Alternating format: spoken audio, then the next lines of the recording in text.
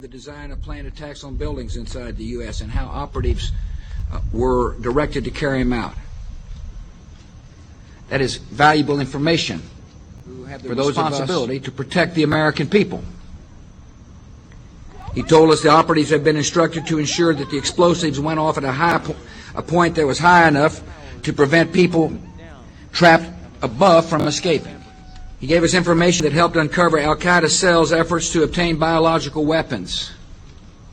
This is Building 7, a 47-story skyscraper that fell on the afternoon of September 11th. The government says that fire brought it down. However, 1,500 architects and engineers concluded it was a controlled demolition. Over 6,000 of my fellow service members have given their lives. And thousands of my fellow first responders are dying. I'm not a conspiracy theorist. I'm a structural engineer. I'm a New York City correction officer. I'm an Air Force pilot. I'm a father who lost his son. We're Americans, and we deserve... I lost my husband. My son. My uncle. My nephew. September 11th, 2001. Most people don't know a third tower fell that day. The government says fire brought it down. The collapse of World Trade Center 7 was primarily due to fires.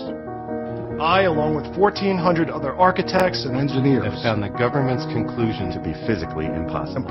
Impossible. We need the truth about what happened that day. Go to rememberbuilding7.org. Why it fell, why it matters, and what you can do.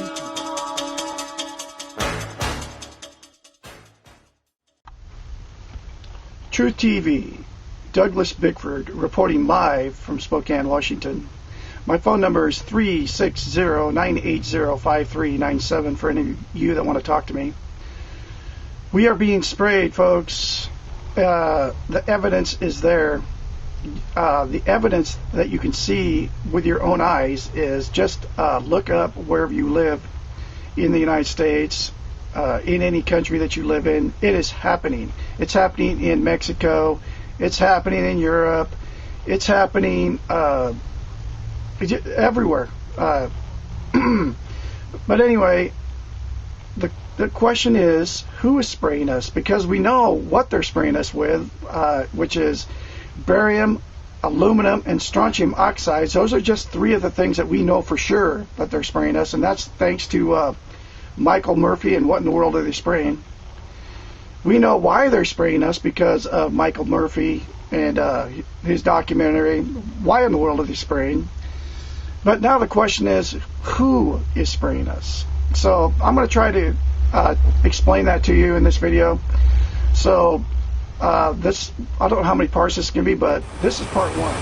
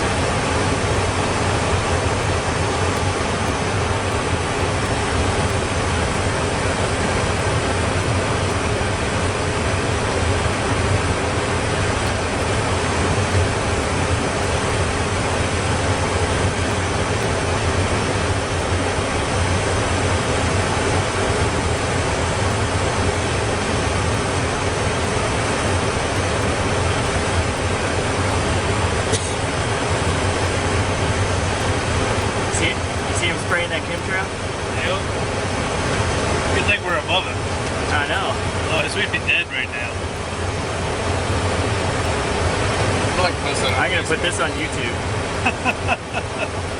videoing right now? Oh God, don't video right now. It's like it's sprayed out of the top of his wings. Don't do any evidence.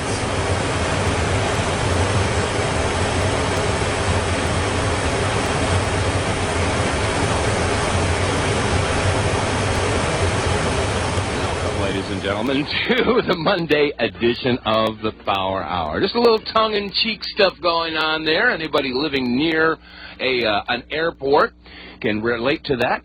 And that's what we're going to be talking about a little bit today. This is Dave Von Cloyce. And Joyce Riley. And the subject is going to be the purpose of chemtrail aerosol. A.C. Griffith was associated with the National Security Agency. He carried a top-secret clearance, a cryptographic clearance, and in more recent times he was associated with the Central Intelligence Agency operations. He was married to a lady lawyer, judge, and his father-in-law was the Chief Justice of the Supreme Court of Virginia. He is with us today, and we want to say thank you very much, A.C. Griffith, for joining us to talk about the purpose of chemtrail aerosol. Thank you, sir, for joining us on the Power Hour today. Thank you, Joyce. It's indeed a pleasure to be with you today. Well, I must tell you, I think the listeners are going to get more today than they probably imagined, given the fact that you have some information that most people do not have access to, and probably information we would just as soon not know. However, knowledge is power, and we thank you for joining us, and I know that you have listened to the Power Hour in the past and have been very supportive of the activities and providing information to the Power Hour. Let's talk just as much as you want to talk about what your past experience was all about, sir. I spent a couple days making talking points to make a guide map of how to present this to you. It is such a big topic. It's very difficult to know where to grab it to begin. Several years ago, I got a telephone call from Mike Blair at the Spotlight newspaper in Washington, now called the American Free Press. He asked me to help work with him on the story of the white trails coming out of the airplanes. And time has gone by. I guess that was 8 or 9 years ago. We actually got inside the program. We're the only people in the world that actually got inside of that program. When you say you got inside that program, the aerosol program, the chemtrail program, you're talking about information on the inside of this program. I'm talking about actually getting inside the program at Wright-Patterson Air Force Base where it's being managed. Wow. And we actually got into some of the people that were dissatisfied from within the program, and they divulged a lot of the acronyms and the purpose of the program and so on. And that's the only way that anybody could ever have broken the secrecy of this program. Okay. We know that people have died over this program. People have been hit to keep them quiet. And we know that other things have happened to keep people in this program. One of the key people that designed the aerosol, the barium salt aerosol, was set up by people in the Reagan administration, and he's now sitting in federal penitentiary. They still go to him to ask him questions, but yet he is in the prison. That is a little unnerving, isn't it? Yes, it is, absolutely. That the man that designed the barium salt aerosol is sitting in a prison.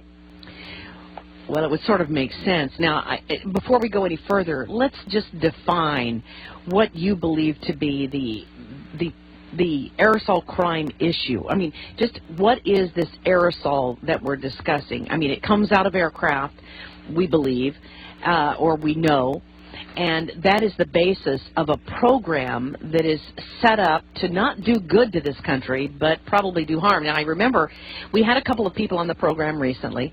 You contacted me after that, and you said, Joyce, some of the information was accurate, some of it was inaccurate. But what we do know is there's something in the skies that should not be there. The white trail's not coming out of the engines. It's coming out of aerosol units on the aircraft. In the very beginning, the early days, the aircraft were flying relatively low, 10,000 feet or below, and they were developing the program. They were mostly contract aircraft, mostly CIA aircraft. Now the program has been expanded, and commercial airliners have been outfitted with aerosol units that are controlled through computer systems and satellites to dispense a barium salt mixture. It's a mixture of barium salt, not coming out of the engine. It's coming out of aerosols. And we have checked on information. We do confirm that the name of the project is Project Cloverleaf in the aircraft industry. It is very secretive. It is the most secretive thing I have ever encountered. People have died over this, talking about it. I listened to your broadcast just a few minutes ago. The general was on saying that he is very patriotic he feels compelled to speak out, and that's exactly the same way I feel. I am very patriotic. I was born before the Second World War. I'm an old guy, and I come from that generation and that mindset. This is my country, and I see my country being dissolved. My country is being destroyed right in front of my eyes, and the people are being hurt, and that's why I consented to be on your radio program today. I know you will remember that you've asked me many times to do this, and I've been very reluctant, but it's time. It's time to speak out and go public with these things. Well, that is correct. I have asked AC to be on this program many, many times, and you do this, I think, with a considerable amount of risk to your own life, do you not? Yes, that's right. So there are people who have lost their lives, people who are now in prison as a result of divulging this information. Now, you were, as you say, very patriotic. You still are very patriotic, and you were doing this out of patriotism, out of love for your country. As I know you are. That's correct. That's correct. You know, Joyce, I'm in Richmond, Virginia, just a few miles from the spot that Patrick Henry stood in 1775. He was talking to Thomas Jefferson, George Washington, George Wythe, and others in St. John's Church. And they were talking about the oppression coming from England at the time. And he was a little put out at them for not deciding a course. And he concluded his speech to them with, "I know not what course others may choose, but as for me, give me liberty or give me death." And I think we're approaching a time like that. Mm-hmm. Don't you? Oh, absolutely. There's no question in my mind. I talked with you about a discussion I had had with a military member who admitted to me, well, first of all, he did not believe that there was such a program. However, he was stationed at one of the bases where I knew some of the operations were taking place on this aerosol clouding or aerosol dispersion or whatever you want to call it. And I had him go to the person who we knew was in charge at that base at that time. And he did, in fact, confirm that the person that admitted to some of the information that we're about to talk about here, or that some of the information regarding this program. And he was so disillusioned when I talked with this military officer. He said, "I am leaving the military, Joyce. I did not believe you when you told me about Gulf War illness." And then he said, "I became ill. Then I found out the doxycycline was true. And then now I have found out about this spraying issue." And he said, "I can no longer serve the military." Well, let's talk about this subject of what the aerosol program is and how you were able to obtain this information. First, Joyce, if you will allow me, let me paint a picture, a time picture. At first, you may think it's not related, but you will see that it is related. So if you will indulge me just a minute, let me go back to the Kennedy assassination. Do you remember Jim Garrison in New Orleans, the DA down there, fingered 27 people as being part of the plot to kill the president? Mm-hmm. Carlos Marcello was the major drug dealer in New Orleans, and his people were involved. Now, one of the people associated was a man named Barry Seals. He was a drug dealer and later a CIA operative. The FBI report on Carlos Marcello, the big drug dealer and underworld character, the FBI report said he made his money selling tomatoes and real estate, and that was the FBI evaluation of the #1 drug dealer. Now, remember Barry Seals. Now, fast forward to the Watergate break-in in 1972. Now, I was at the Watergate.